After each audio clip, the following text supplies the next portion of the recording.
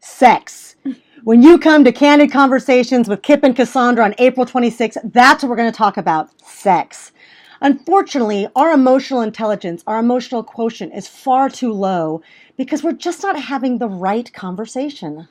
And I think the conversations we typically have is pick up Cosmo magazine, and that's what you find. It's all about the physical and the behavioral.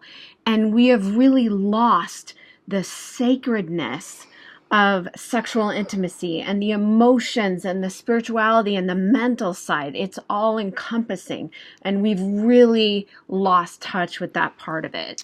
What's so unfortunate about that is that we as women, we are really shortchanging ourselves. We're not getting the ultimate of the peace and joy and freedom that can happen in the world of our sexual intimacy.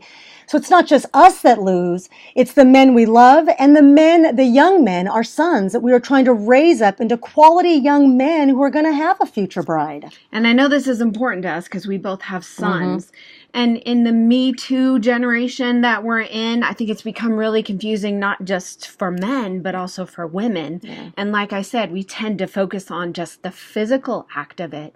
And we've lost touch with the mental, emotional, and spiritual wholeness of our sexual identity.